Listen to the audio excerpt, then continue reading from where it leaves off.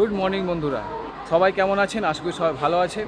আজকে আরও একটা নতুন ভিডিওতে, আজকে একটা নতুন ব্লগে আপনারা সবাইকে স্বাগত জানাই। আর এখন আমি দাঁড়িয়ে আছি সাঁতরাগাছি স্টেশনের 1 নম্বর প্ল্যাটফর্মে। আপনারা তো ভিডিওর টাইটেল আর থাম্বনেল দেখে বুঝতে পেরে গেছেন আজকে আমি কোথায় যাচ্ছি। হ্যাঁ বন্ধুরা, আজকে আমি যাচ্ছি মন্দারমণি, তাও আবার লোকাল ট্রেনে করে। তো লোকাল ট্রেনে করে আপনারা কিভাবে মন্দারমণি যাবেন তার যাবতীয় তথ্য থাকছে আজকের এই ভিডিওতে। তো ভিডিওটা কিন্তু শেষ পর্যন্ত দেখতে হবে। আজকে আমি যাব দীঘা লোকালে করে। তো এই দীঘা লোকালটা বন্ধুরা কখনো কখনো বেশিরভাগ সময় আপনার 1 নম্বর প্ল্যাটফর্মেই দেয়, আবার কখনো কখনো 4 নম্বর প্ল্যাটফর্মে দেয়। তো এখন আমি এই ওপরটাতে গিয়ে দাঁড়িয়ে থাকি, কোন প্ল্যাটফর্মে দিচ্ছে সেটা দেখে তারপর আমি চলে যাব। আর এই ট্রেনটার কিন্তু সময়টা পুরো চেঞ্জ হয়ে গেছে। আগে সময় ছিল 6টা 10-এ, এখন সময় হয়েছে 6টা 45-এ, অনেকটাই সময় এগিয়ে গেছে। আজকে ট্রেনটা কিন্তু বন্ধুরা 4 নম্বরে দিয়েছে, কখনো কখনো 1 নম্বরে দেয়, আর বেশিরভাগ সময় 4 নম্বর প্ল্যাটফর্মেও দেয়। তো ট্রেন আমাদের দিয়ে দিয়েছে, এখন সময় হচ্ছে 6টা 40 আর ট্রেন ছাড়ার সময় হচ্ছে 6টা 45। চলো তাড়াতাড়ি চাই। ট্রেন আমাদের দিয়ে দিয়েছে বন্ধুরা।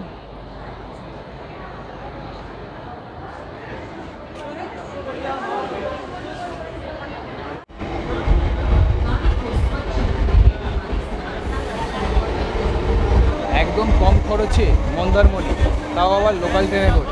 থেকে নেবে আমি কীভাবে যাব আর কত খরচা হচ্ছে তার জন্য পুরো ভিডিওটা দেখতে হবে।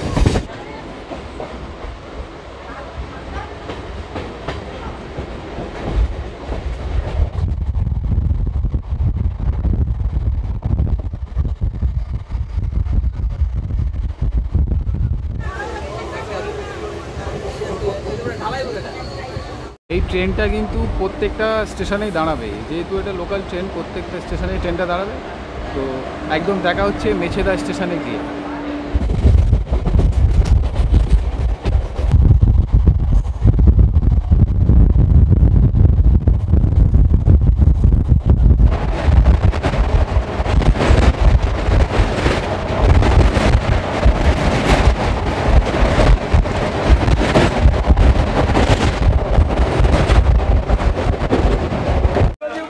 বন্ধুরা এখন সময় হচ্ছে সকাল 8টা আর আমাদের ট্রেন চলে এসছে মেছেদা স্টেশনে।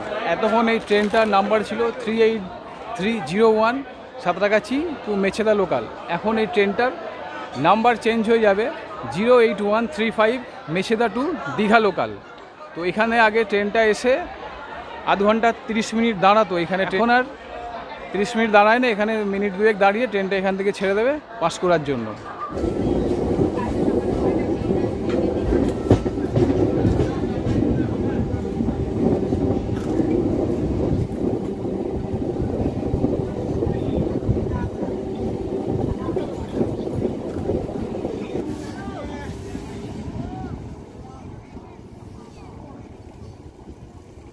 তো বন্ধুরা এখন ঘড়িতে সময় হচ্ছে 10টা 28 আর নেমে পড়েছি আশাপূর্ণা দেবী স্টেশনে। এবার এখানে নেবে আপনাদের যেদিক দিয়ে ট্রেনটা এসছে সেই দিকে হেঁটে যেতে হবে।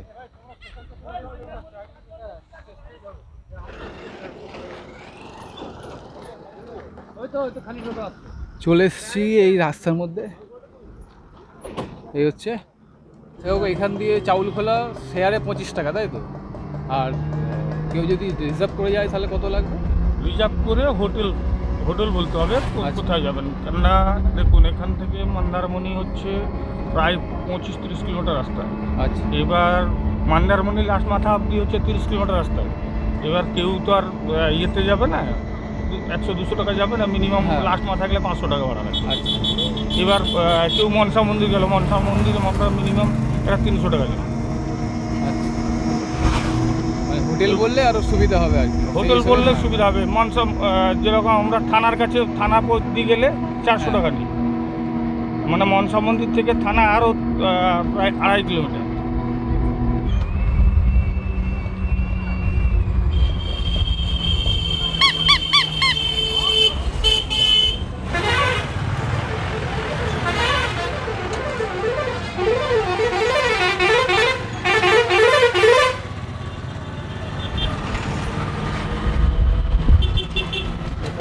বন্ধুরা নেমে পড়েছি চাউলখোলা মোড়ে। এই হচ্ছে চাউলখোলা মোড়।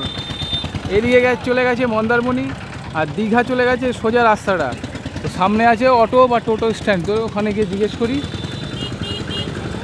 শেয়ারে কোনো টোটো যায় নাকি।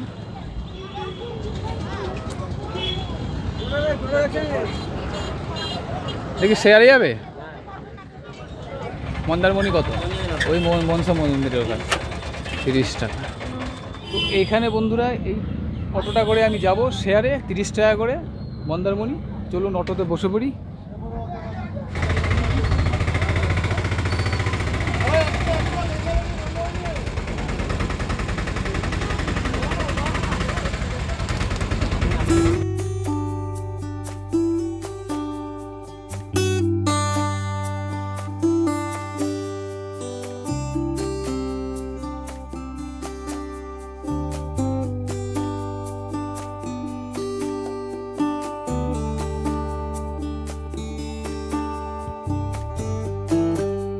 তো বন্ধুরা চলে এসেছি এখন আমি মন্দারমণি সি বিচের সামনে।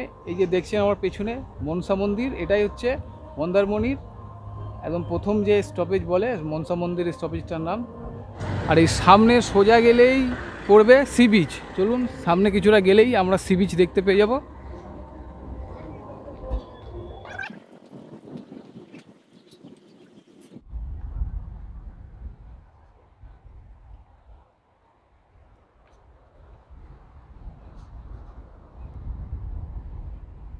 তো বন্ধুরা এইভাবেই আপনারা খুব কম খরচে সাঁতরাগাছি থেকে লোকাল ট্রেনে করে এই মন্দারমণি পৌঁছে যেতে পারবেন।